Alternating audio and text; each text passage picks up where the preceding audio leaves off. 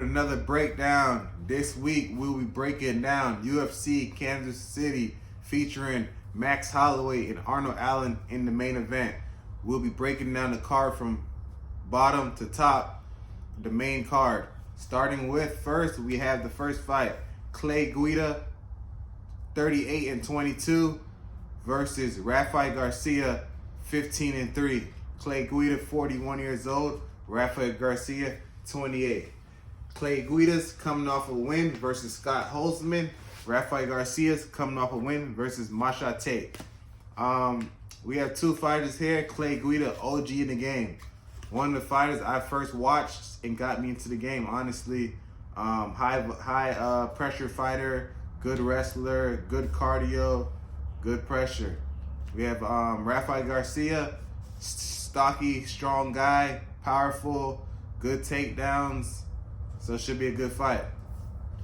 The way I see this fight going, I feel like Rafael Garcia is going to try to grind Clay Guida. Like, he's going to try to put a lot of pressure, which I don't think is going to work too good because Clay Guida, that's kind of what he's good at. So if you kind of fight him into that game, I feel like it won't work good for you.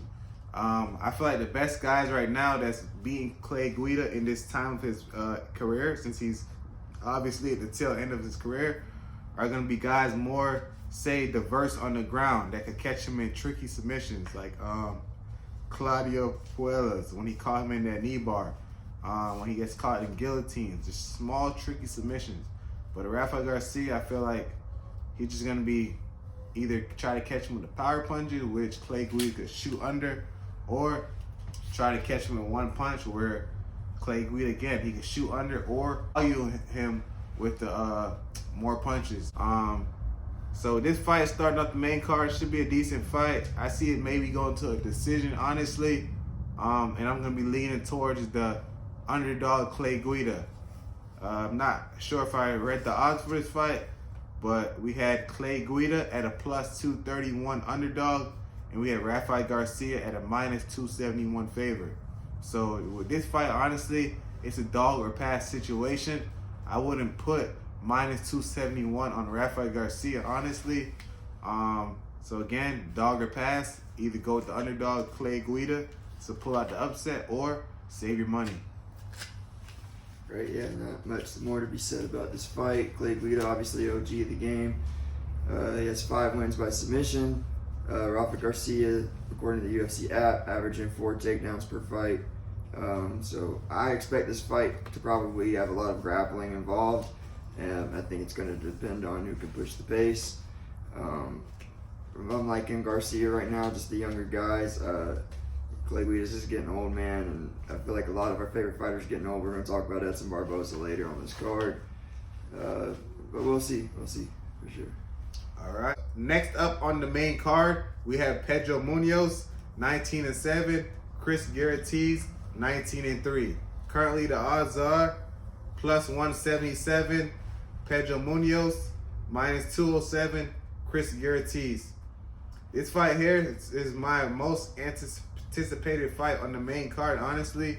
Pedro Munhoz, one of my favorite fighters in the bantamweight division, especially in his younger days. Now he's 36 years old. We have Chris Garretiz, he's 31. Pedro Munhoz, I actually trained with him 6 years ago, back in 2017, at the American Top Team headquarters in Coconut Creek. Very cool dude, nice dude. This fight should be good, honestly. Pedro Munhoz has wins over top guys like Rob Font, who we talked about last week.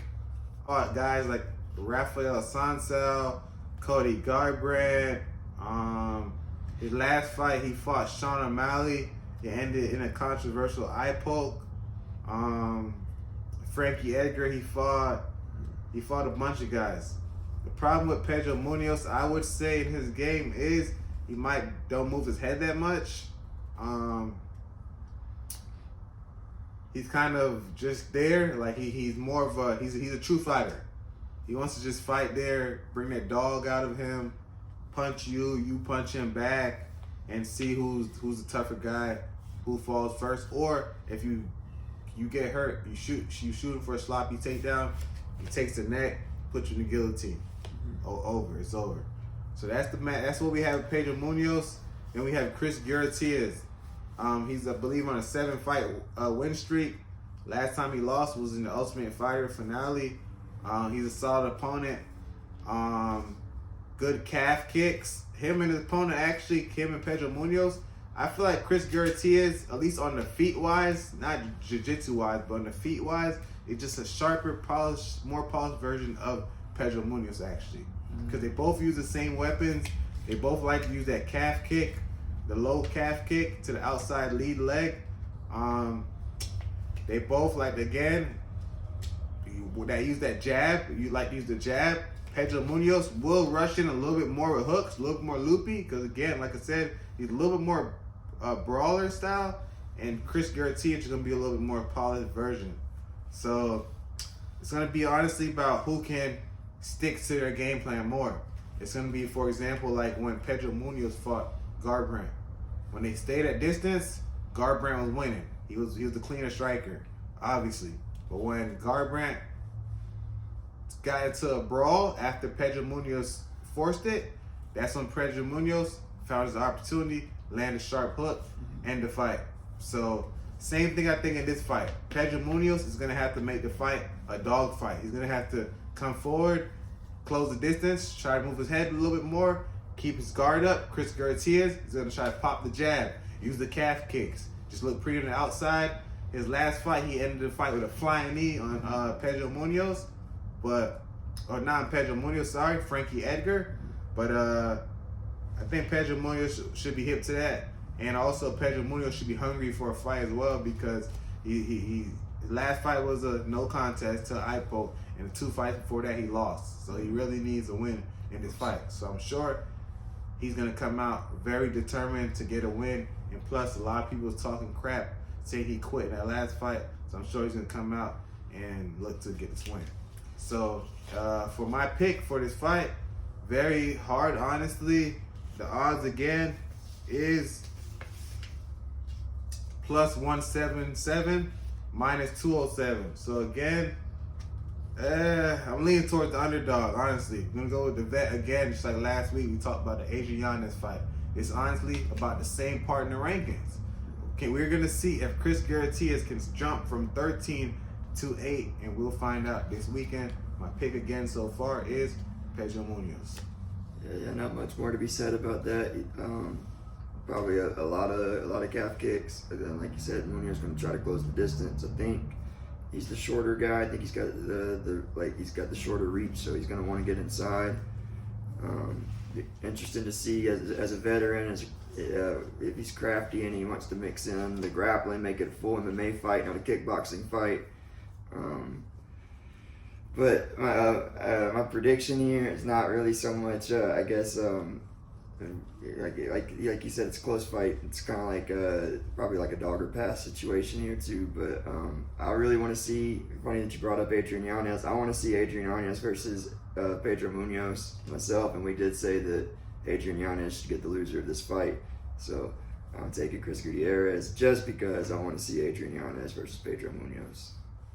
Definitely. Yep. And remember, guys, if you didn't watch our recap of UFC 287, we put our fights to make of the winner and loser from last week's event, and we said Adrian Yanez should fight the loser of this fight, Pedro Munoz or Chris Gutierrez. So definitely Adrian Yanez versus any of these guys will be definitely a banger. So anyways, the next fight, moving along on the main card, we have Ian Quarantillo. Probably didn't pronounce it right, but who cares? I'm not getting paid to do that. I'm a fighter. Then we also have Tanner Boser. Tanner Boser is 20-9. Ian 16-9.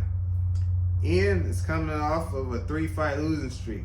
Tanner Boser is coming off of a 1-fight losing streak. This will be Tanner Boser light heavyweight debut. He's been a heavyweight for his past fights in the UFC. If everybody watched both these guys fight before, you kind of know what style is going to be. Ian Quarantillo, can't pronounce it right. Can you pronounce it? Quarantillo. Okay. Ian, everybody knows, whoever watched him fight, he's going to come and brawl. He's going to come and swing from the start. He's going to bum rush you. He's going to just bring he's gonna be a wild man. Like if all my notes I wrote when I broke down these fights, wild. This guy's a wild man. He's just gonna come forward, no technique, nothing behind it. His opponent Tanner Boser, light on his feet for a heavyweight. He was light, a light boxer, crisp feet, crisp hands. So I can only imagine that him dropping 30 pounds, he should be even faster. So this fight here, you don't know what happened. Again, he's fighting a wild man. When you fight someone wild, anything can happen. If you get clipped by just one punch, it could hurt you because again, he's putting all of his power into it. So the way I look at this fight, again, Ian's gonna be coming out swinging. Tanner Boser needs to use his footwork, pick his shots, force this guy to run into his shots. Once he runs into the shot, it's gonna double an impact, cause him to knock himself out. That's what I'm thinking that Tanner Boser needs to do.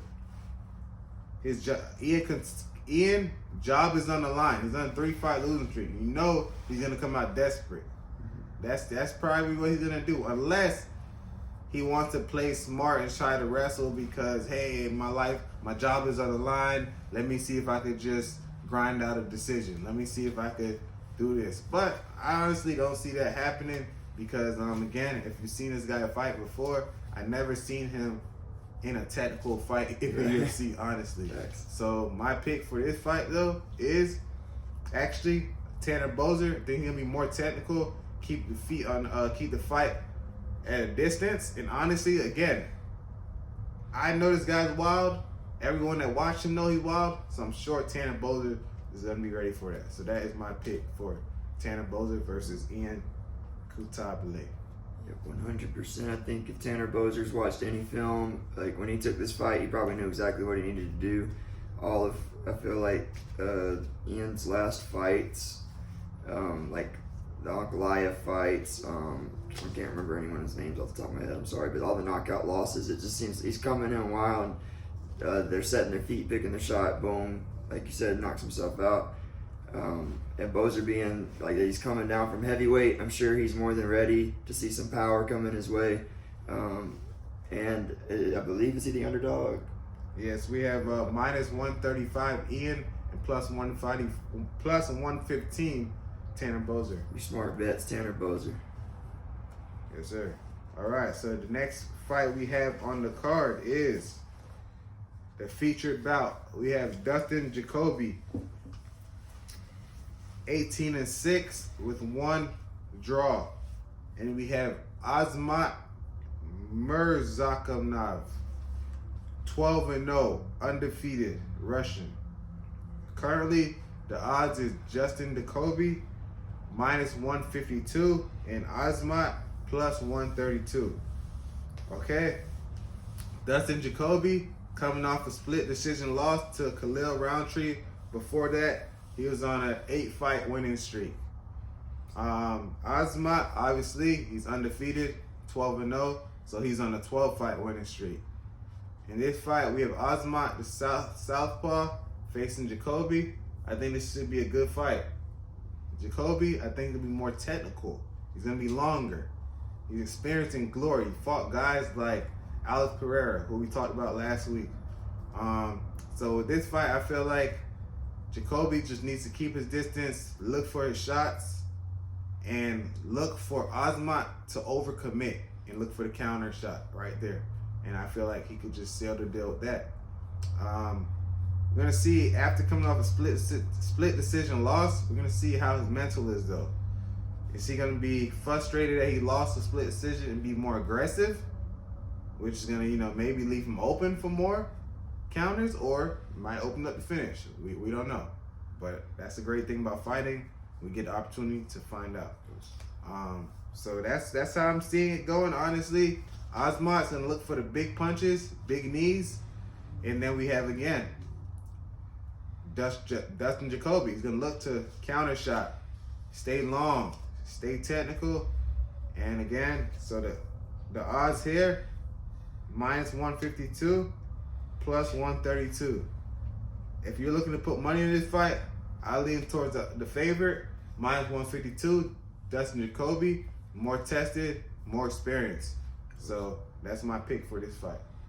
Yep, I'm with it. Same. You got the experienced kickboxer.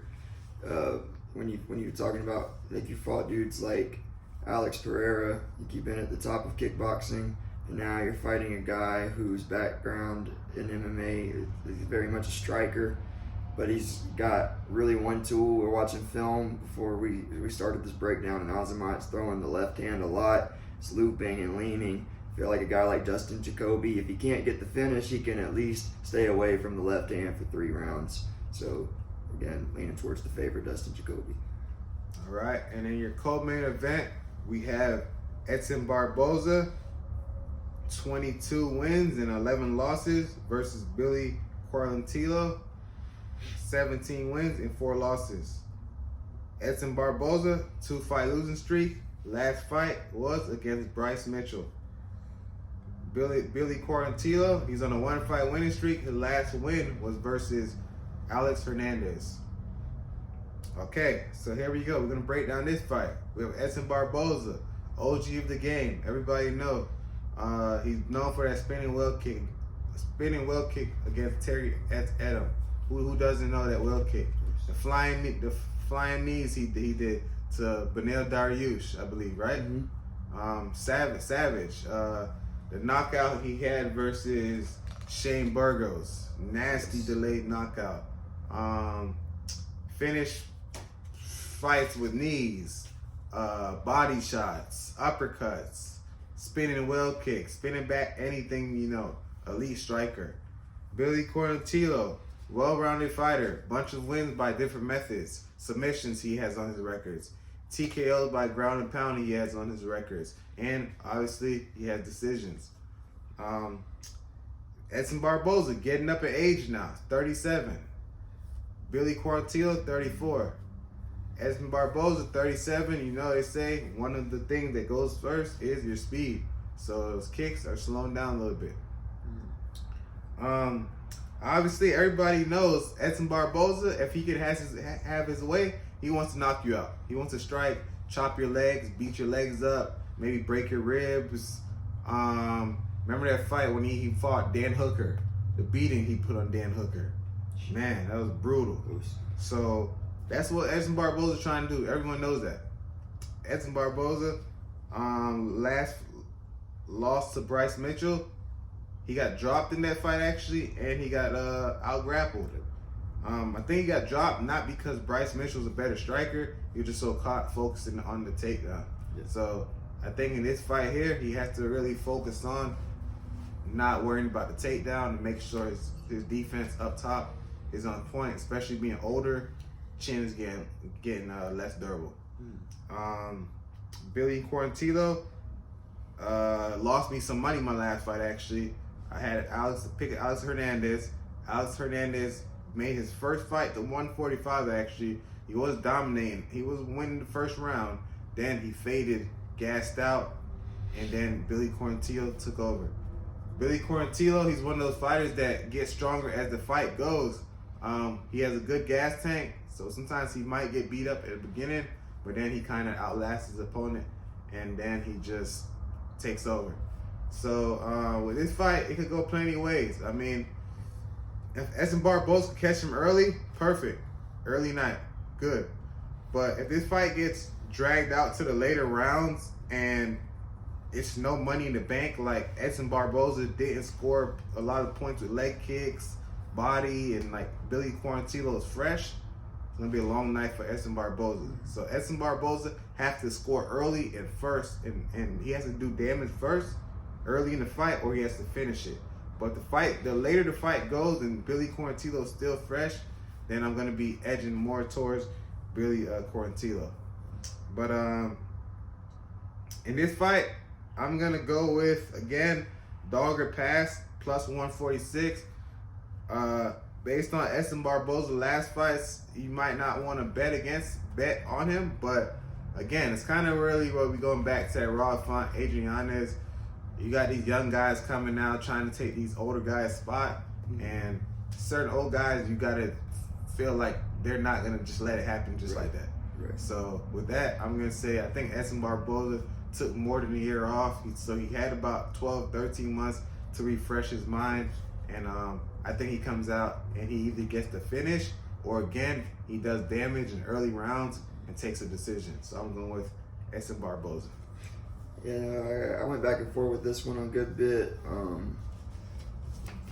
It's a pretty good stylistic matchup. You know, you can expect the first round to be fireworks, and then if Billy Q takes over, I'm sure he's always hunting to finish. I think he finished Hernandez in the second round, so it's not gonna be there's probably not gonna be much stalling in this fight, but I'm leaning towards the favorite right now, Billy Q. All right, and in the main event we have Max Holloway. He is 23-7 versus Arnold Allen, 19-1. Current odds we have plus 144 Arnold Allen, minus 164 Max Holloway. With this fight, it was hard for me to make my pick. Honestly, I think I just made my pick literally just now. Max Holloway, everybody knows him. Very adorable fighter. Long reigning former champion at featherweight. Only lost to the best of the best. Arnold Allen, newcomer, coming up on the tear. I mean, he's on a 12-fight winning streak. It's not easy to do. Good southpaw, good straight left hand, good distance control. Boom. Max Holloway, good volume, again, good chin, good pressure.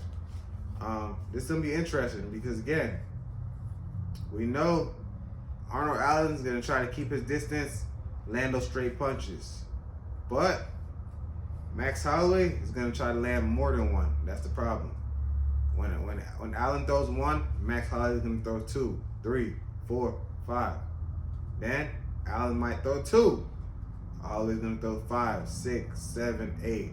So that's how I'm kind of coming up with my pick right now. I'm thinking that Max Holloway is just going to out-volume him. That's gonna be his ways to win. As long as he could throw more volume and figure how to get in that range, or either counter Allen when Allen comes in, that's gonna be his best shot. But if he just tries to stand on the outside, pop one shot like say Sadiq Yusuf did against Allen, it's not gonna work. But again, like I'm saying, thinking about the matchup now, Max Holloway does not throw one strike. So with that being in mind, it might be a good matchup for a guy like Max Holloway versus Arnold Allen. And Arnold Allen, he doesn't throw too much kicks either, if I believe. Right. He might throw some kicks to the body, but he's not a heavy kicker. His stand-up style is heavy boxing. And the guys that beat Max Holloway, Volkanovski was able to keep the distance good, land those leg kicks, you know. Conor McGregor, when he beat Holloway, he was able to land those kicks too, those straight kicks down the middle. Dustin Poirier, actually, though, he actually used his left hand. So that's what I'm saying. We will see. Arnold will have some openings, but at this current odds here, minus 164, what I would do is, for this fight, I wouldn't bet on the fight of who to win or who to lose. I would bet that this fight goes to decision. I think this fight goes over 2.5 rounds. So maybe you just play some props on this fight. Yeah, for sure. And yeah, let's see who wins. Yeah, for sure. It kind of reminds me of when Holloway was getting ready to fight Calvin Kattar. You know, like Holloway, outside of Volkanovski, like the toughest fight he's had as far as like the other contenders, Yair Rodriguez was giving him problems on the feet because of the kicks, and I just don't think that Arnold Allen's going to be throwing, spamming 2 or 3 naked high kicks in a row at you, forcing you to wrestle him. And like Max Holloway said when he fought Calvin Kattar, best boxer in UFC, baby. So I'm sure he's probably going to have the crafty head movement, and it's another kind of like we're talking about younger guys coming up trying to take older guys' spots, but Max Holloway's not that old. He's a veteran, like your Pedro Munoz, your Edson Barboza, but he's only 32 years old. He's still very much in his prime, very much a problem, and he's a 5-round fighter. I see him just taking Arnold Allen to deep waters and just beating him up. Yep, should be a good fight. And if Arnold Allen wins though, it'll be good too though, because then at least we know if Volk get past Yair, it's a fresh new challenge waiting ahead. A guy on a 13-fight winning streak, and if you beat Max Holloway, there's no other way to cement yourself as the #1 contender. So that's the main card, guys. Going down this weekend. Tune in. I'll be definitely watching it. And yeah, tune in this weekend. Fights are gonna be good, and we'll break it down next weekend, which we'll give you guys a recap of what happened. Thank you for tuning in. Another episode of Break It Down with the Grinder.